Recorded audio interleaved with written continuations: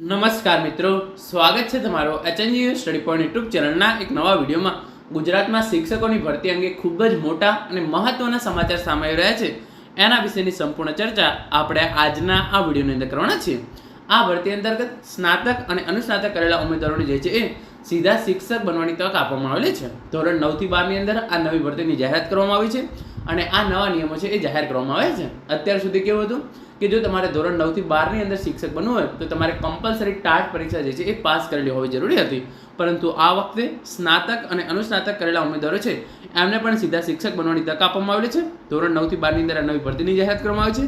જ્ઞાન સહાયક ભરતી 2026 વયમર્યાદા અને પગારની અંદર પણ જે છે એ વધારો કરવા માટેની જાહેરાત સરકાર દ્વારા કરવામાં આવે છે. તો આપણે શરૂઆત કરીએ ન્યૂઝપેપર કટિંગથી. વયમર્યાદા વધારી 48 થી 50 વર્ષ કરવામાં આવી. ધોરણ 9 થી 12 ના જ્ઞાન સહાયકમાં સ્નાતક અને અનુસ્નાતકને તક મળશે. શિક્ષણ વિભાગે જે છે એ નિયમોની અંદર ફેરફાર કર્યો છે.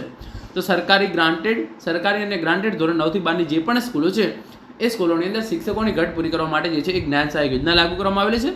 નોકરીની અનિશ્ચિતતા અને મામૂલી પગારના કારણે જે છે એ હજારો ઉમેદવારો આ ભરતીની અંદર રસ દર્શાવતા નથી.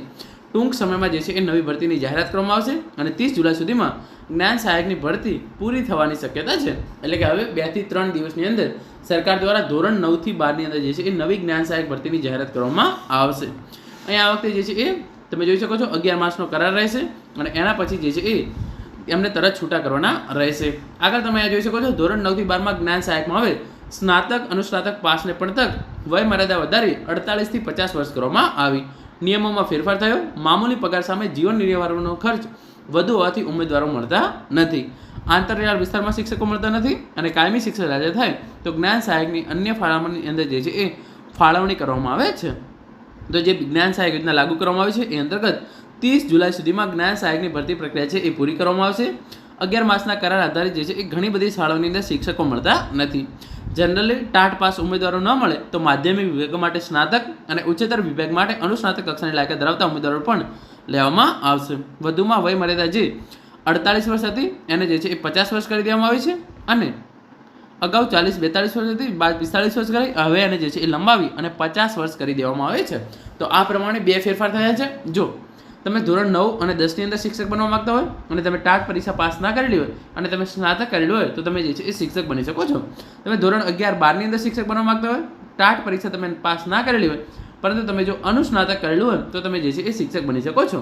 એટલે કે હવે જો ટાટ પરીક્ષા પાસ કરેલા પૂરતા ઉમેદવારો ના મળે તો સ્નાતક અને અનુસ્નાતક ઉમેદવારોને છે શિક્ષક બનવાની તક આપવામાં આવેલી છે. જ્ઞાન સહાયક યોજના અમલમાં મૂકવામાં આવી છે.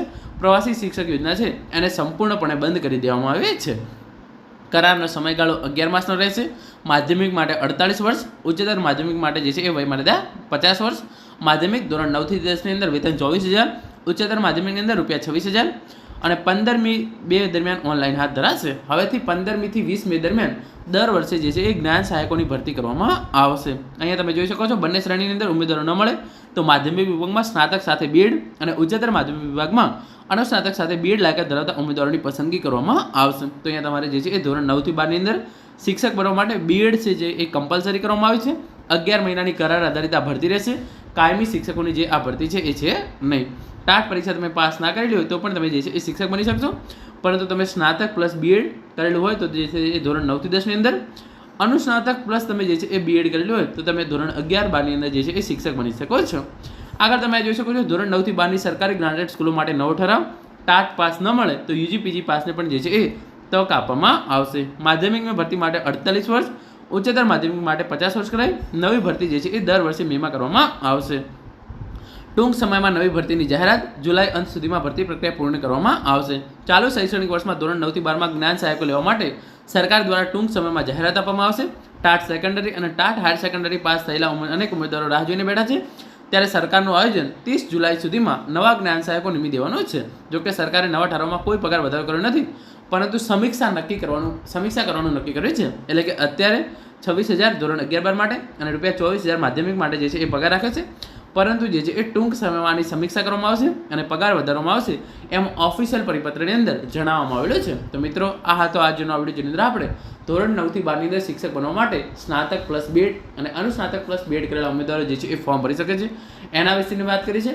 ટૂંક જ સમયની અંદર આ ભરતીની જાહેરાત કરવામાં આવશે અને આ ભરતી જે છે એ 30 જુલાઈ પહેલાં પૂરી કરી દેવામાં આવશે. તો મિત્રો આ હતો આજનો વિડીયો.